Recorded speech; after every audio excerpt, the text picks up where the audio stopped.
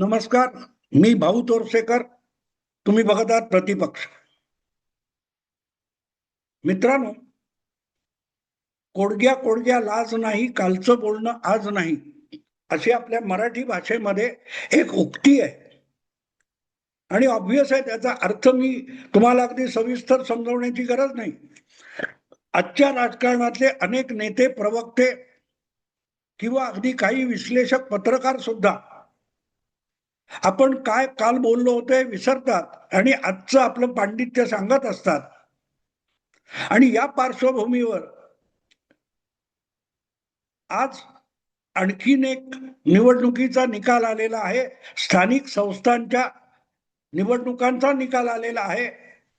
काल तुम्हाला माहिती आहे की रविवारी महाराष्ट्रातल्या 288 नगरपालिका नगर परिषदांच्या निवडणुकांचे निकाल लागले होते. आणि त्याची चर्चा इतकी जोरात चालू आहे की महाराष्ट्रालगत दक्षिणेला गोवा नावाचं एक छोटं राज्य आहे. त्या छोट्या राज्यामध्ये फक्त 2 जिल्हे आहेत, एक उत्तर गोवा आणि दुसरा दक्षिण गोवा. आणि त्या दोन्ही ठिकाणून लोकसभेच्या उमेदवार निवडले जातात.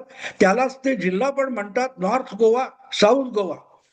या गोव्यातल्या 2 जिल्ह्यांची जिल्हा परिषद निवडणूक ही पार पडली. रविवारी मतदान झालं आणि आज सोमवारी या मतदानाची मोजणी चालू आहे. आणि अर्थातच तिथे सत्ताधारी असलेल्या भारतीय जनता पक्षाला फार मोठं यश मिळतंय. दोन्हीही मला वाटतं जिल्हे धरले तर फक्त काहीतरी 50 जागा वगैरे आहेत. आणि मी जेव्हा बोलतोय तेव्हा साधारण 15-17 जागांचे निकाल हाती आलेले होते. आणि इतका वेळ होण्याचं कारणही आहे, गोव्यामध्ये जी जिल्हा परिषद निवडणूक झालेली आहे त्या जिल्हा परिषद निवडणुकीमध्ये ईव्हीएम वर आरोप करायला जागा नाही. तुम्हाला माहितीये की गेली 20-25 वर्ष आपल्या देशामध्ये जवळजवळ सगळ्या निवडणुका ह्या इलेक्ट्रॉनिक वोटिंग मशीन ईव्हीएम यावर आपल्याकडे मतदान होतं. आणि एक बटन दाबलं की त्या मतदान केंद्रामध्ये किंवा त्या मशीनमध्ये नोंदलेली मतं आहेत त्याचे आकडे एका फटक्यात दिसतात. ती मोजत बसावी लागत नाहीत, मतं मोजावी लागू नयेत यासाठी तंत्रज्ञानाचा वापर करून ही नवी मतदान यंत्र तयार केली आणि ती दीर्घकाळ वापरात आहेत. पण त्यातून आपला पराभव होतोय तो लोकांनी आपल्याला नाकारल्यामुळे नाही, तर ईव्हीएम मध्ये काहीतरी गडबड करून भारतीय जनता पक्ष, काँग्रेसचा आणि राहुल गांधींचा आणि त्यांच्या बरोबरच्या पक्षांचा खोटा पराभव घडवून आणतं. हा आरोप गेली 5-7 वर्ष आपण सातत्याने ऐकतो आहोत. अगदी त्यामध्ये गडबड आहे असा आरोप करत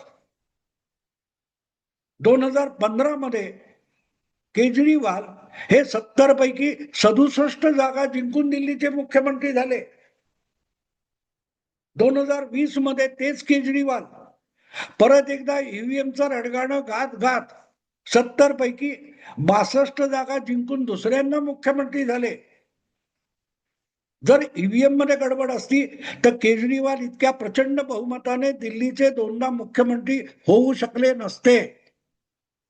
पण सांगायचं, समजवायचं कोणी, म्हणून म्हटलं की कोडग्या कोडग्या लाज नाही, कालचं बोलणं आज नाही.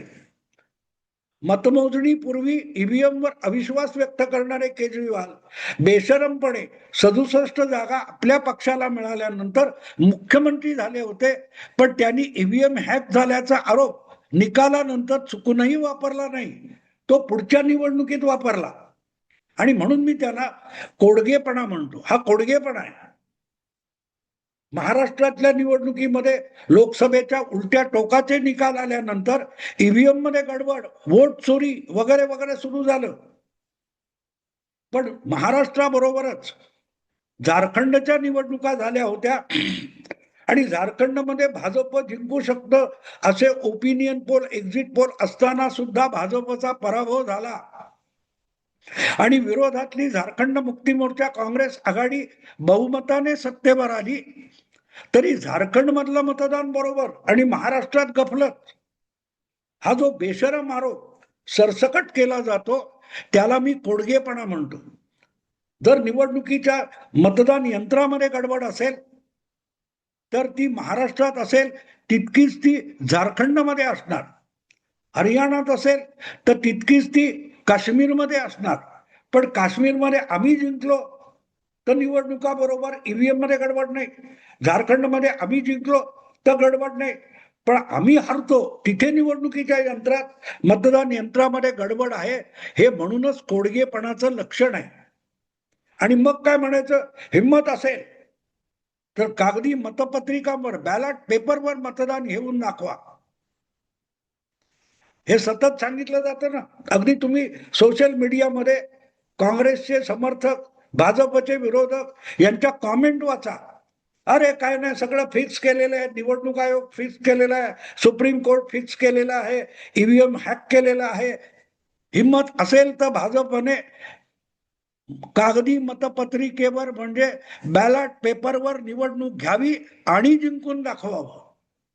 हे आव्हान भाजप स्वीकारत नाही, कारण भाजपच्या मनातच खोट आहे असंही सांगितलं गेलं. याला मी कोडगेपणा म्हणतो.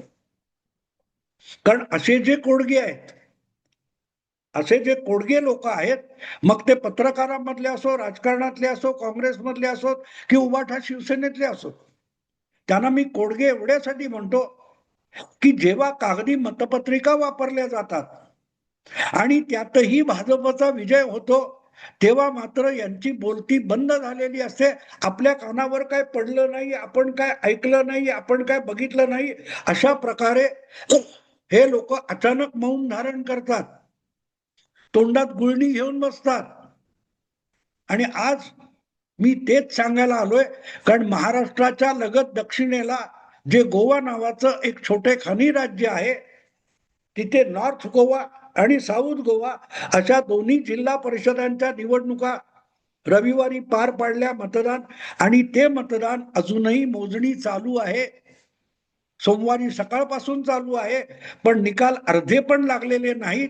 याचं एकमेव कारण त्या निवडणुका ईव्हीएम वर म्हणजे मतदान यंत्राच्या आधारे झालेल्या नाहीत. गोवा सरकारने किंवा गोव्याच्या निवडणूक व्यवस्थेने तिथे कागदी मतपत्रिकेवर मतदान घेण्याचा प्रयोग करून दाखवलेला आहे. एक प्रकारे भाजप विरोधक, काँग्रेस, शिवसेना, उबाठा जे कोणी असतील, टीएमसी पासून, त्या सगळ्यांनी जे आव्हान दिलं होतं भाजपला, ते गोव्याच्या निवडणूक यंत्रणेने स्वीकारलेलं आहे आणि गोव्यामध्ये कागदी मतपत्रिकेवर जिल्हा परिषदेचं मतदान घेण्यात आलं. अर्थात त्याचं कारणही आहे, गोवा हे छोटं राज्य आहे. म्हणजे मुंबईच्या एका लोकसभा खासदाराच्या मतदारसंघाची जितकी मतदान संख्या आहे तेवढी गोव्याच्या संपूर्ण राज्याची मतदार संख्या नाहीये. 20, 25, 30 लाखाच्या आसपास मला वाटतं सगळ्या गोव्याच्या मतदारांची लोकसंख्या आहे. आणि मुंबईतला एक लोकसभा मतदारसंघ सुद्धा जवळजवळ 25 ते 30 लाख मतदारांचा असतो, काय 20 लाखांचा असेल. तर त्यामुळे अगर गोव्याची मतदार संख्या कमी इतकी असेल तर कागदी मतदान मोजायला एक दिवस सुद्धा पुरेल, हे लक्षात घेऊन हा प्रयोग गोव्याच्या मतदान यंत्रणेने केलेला आहे. आणि ते होऊन सुद्धा जे आरंभीचे निकाल, मला वाटते 15-17 निकाल मी बघितले किंवा त्याचे काय कल असतील ते बघितले, तर त्यामध्ये निम्म्याहून अधिक म्हणजे 16 पैकी काय 17 पैकी 10 जागा भाजपच्या आघाडीवर होत्या किंवा जिंकलेल्या होत्या. याचा अर्थच सरळ असा आहे की मतदान यंत्रातून मतदान हो किंवा कागदी मतदान पत्रिका असोत, त्या दोन्ही ठिकाणी मतदार भाजपला कौल देतो, याचा हा सगळ्यात मोठा पुरावा आहे.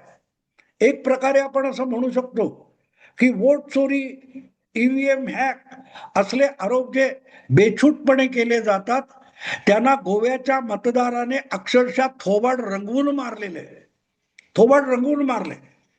कारण 16-17 पैकी 10 जागा आरंभीचे मतमोजणी चालू असताना भाजपकडे सरसकट झुकताना जर निकाल दिसत असतील तर मतदान पत्रिका कागदाची असो किंवा यंत्रातलं मतदान असो, दोन्हीकडे एकाच बाजूला मतदाराचा झुकाव दिसतो. आता याच्या पुढचा आरोप हे असले कोडगे लोक काय करतील याची कल्पना करा. पहिल्यांदा मतदान यंत्रणेमध्ये गडबड आहे, ईव्हीएम मध्ये गडबड आहे, मतदान पत्रिकेमध्ये गडबड आहे, चुनाव आयोग भाजपची एक शाखा विभाग झालेला आहे, सगळ्यांची मिलीभगत आहे, हे आरोप केले जात होते. आता अशा पद्धतीत गेल्यानंतर राहुल गांधी पुढचा आरोप काय करतील याची कल्पना करा. उद्धव ठाकरे पुढचा आरोप आदित्य ठाकरे काय करतील? ते म्हणतील मतदार आणि मोदी, मतदार आणि भाजप यांची मिलीभगत आहे.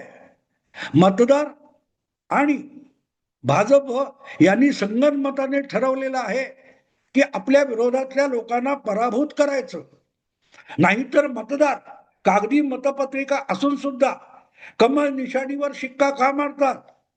मतदार कागदी मतपत्रिका असताना सुद्धा भाजपला मत देतातच कसे, हा सुद्धा आरोप होऊ शकतो. ज्यांचा आपल्या मतदारांवर किंवा मतदान प्रक्रियेवर सुद्धा विश्वास नाही, ज्यांचा आपल्या मतदारावर विश्वास नाही, त्यांच्याकडून यापेक्षा वेगळी अपेक्षा करता येत नाही. लोकशाहीमध्ये मतदार हा राजा असतो. तो आपल्या ठराविक वर्षानंतर जी निवडणूक येते त्यामध्ये आपल्या पसंतीचा आपापल्या विभागातील उमेदवार निवडून देतो. तो ज्या पक्षाचा असेल त्या पक्षाचा त्या मतदारसंघात विजय होतो आणि सर्वाधिक मतदारसंघामध्ये ज्या पक्षाचा विजय होतो त्यांचं बहुमत होतं, त्यांची सत्ता येते. पण निवडणूक तटस्थपणे होते याविषयी यापूर्वी कधीही शंका घेतल्या गेल्या नाहीत आणि इतक्या टोकाच्या शंका नाही. मतदान यंत्रामध्ये गडबड, मतदार यादीमध्ये गडबड, मतदार आयोगावर आरोप, इतका बेशरमपणा आणि कोडगेपणा यापूर्वी विरोधी पक्षांनी कधीही केला नव्हता. हा, अगदी भाजपने अडवाणींनी सुद्धा, ते पक्षाचे सर्वोच्च नेते असताना इलेक्ट्रॉनिक किंवा ईव्हीएम मतदान यंत्रावर शंका घेतली होती आणि त्यासाठी कोर्टात धाव घेतलेली होती. पण जेव्हा याविषयी खटला चालला, सुनावणी झाली आणि कोर्टामध्ये ज्या ज्या गोष्टी सांगितल्या गेल्या, निवडणूक आयोगाकडून सांगितल्या गेल्या, याचिकाकर्ते म्हणजे भाजपकडून सांगितल्या गेल्या, पण निवडणूक सुप्रीम कोर्टाने जेव्हा निवडणूक यंत्रामध्ये, मतदान यंत्रामध्ये कुठलीही गडबड नाही असा निर्वाळा दिला, त्यानंतर पराभव पत्करून सुद्धा भाजपने कधीही पराभव झाला तरीही त्यावर शंका घेतलेली नाही. 2023 मध्ये, 2018 मध्ये राजस्थान, मध्य प्रदेश आणि छत्तीसगड या 3 राज्यामध्ये भाजपचा पराभव झाला होता. लागोपाठ 10 वर्ष, 15 वर्ष सत्तेत असूनही भाजपचा पराभव झाला होता. अगदी भाजप त्या राज्यात सत्तेवर असताना पराभव झाला होता. तरीही भाजपने त्या निवडणूक प्रक्रियेवर किंवा ईव्हीएम वर शंका घेतली नव्हती आणि कागदी मतदान पत्रिकेची मागणी केलेली नव्हती. अगदी आत्ता 2024 लोकसभा निवडणुका झाल्या, त्यामध्ये भाजपचा अपेक्षाभंग झाला होता. भाजप 350-400 जिंकण्याच्या जागा अपेक्षा करत होता. त्या भाजपचा आकडा 240 वर येऊन अडकला. पण तरीही तो पराभव पचवत भाजपने निवडणूक यंत्रणेवर, निवडणूक आयोग किंवा मतदान यंत्र याच्यावर आक्षेप घेतला नव्हता. तो निकाल स्वीकारला आणि कंबर कसून लोकसभा निवडणुकीत झालेल्या चुका दुरुस्त करायला सुरुवात केली. एकेका मतदारापर्यंत पोहोचण्यासाठी महिनोन महिने आधीपासून तयारी केली आणि हरियाणा, महाराष्ट्र, दिल्ली, बिहार या विधानसभा दणदणीत मतांनी जिंकून दाखवत भाजपने चमत्कार घडवला, पण कोडगेपणा दाखवला नाही. की मतदान यंत्रात गडबड आहे.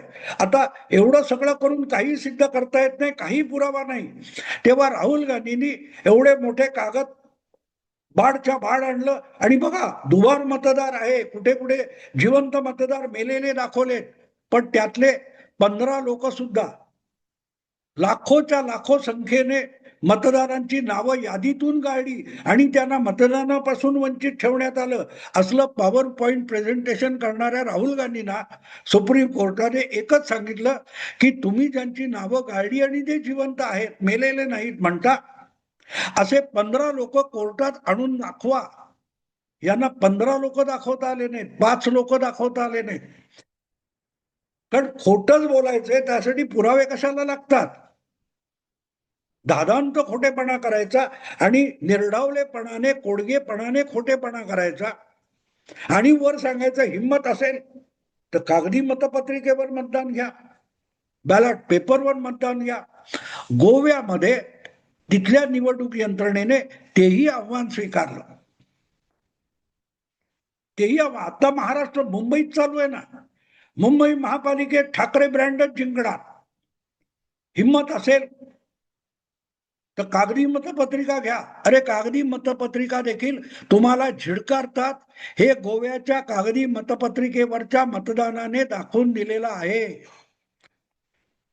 तुम्ही नाकर्ते आहात, तुम्ही लोकांना नको आहात, हे सत्य आहे आणि तेच प्रत्येक निवडणुकीतून दिसतं. मग मतदानाचं माध्यम ईव्हीएम असो की कागदी मतपत्रिका असोत. आणि म्हणून मी तो शब्द वापरला की गोव्याच्या मतदाराने, गोवेकराने हा असला कोडगेपणा करणाऱ्यांचं थोबाड रंगवलंय कागदी मतपत्रिकेवर शिक्का मार. किंबहुना ईव्हीएम वर, मतदार यादीवर आणि निवडणूक आयोगावर नित्यनेमाने खोटे नाटे आरोप करणारे जे आहेत त्यांचं थोबाड गोवेकरांनी रंगवलं आणि हे खोटारडे आहेत, यावरच एक प्रकारे गोवेकर मतदारांनी शिक्कामोर्तब केलेलं. याला म्हणतात कोडगे कोडग्या कोडग्या कोडग्या लाज नाही, कालचं बोलणं आज नाही. आणि म्हणूनच गोव्यामध्ये जे निकाल लागतायत त्याच्यावर चर्चा कुठे होते का? मला चुकून युट्यूबवर गोव्याच्या कुठच्या तरी कोकणी भाषेतल्या एका युट्यूब चॅनेलवर हे निकाल बघायला मिळाले, ज्याची आपल्याकडच्या मेनस्ट्रीम माध्यमामध्ये चर्चा सुद्धा नाही. का बुवा? का? वोट चोरी, ईव्हीएम याच्यावरच्या आरोपांना वारेमाप प्रसिद्धी देणारे जे आहेत त्यांनी तरी आज कागदी मतपत्रिकेवर मतदान होऊन सुद्धा भाजप जिंकतो याला सुद्धा तितकीच प्रसिद्धी द्यायला पाहिजे होती, पण ती दिली जात नाही कारण यात सुद्धा कोडग्यांचा भरणा आहे. असो मित्रांनो, तुमच्या समोर ही लपवली गेलेली बातमी आणावीशी वाटली म्हणून व्हिडिओ केला. आवडला लाईक करा, शेअर करा आणि प्रतिपक्षाला सबस्क्राईब करा. नमस्कार.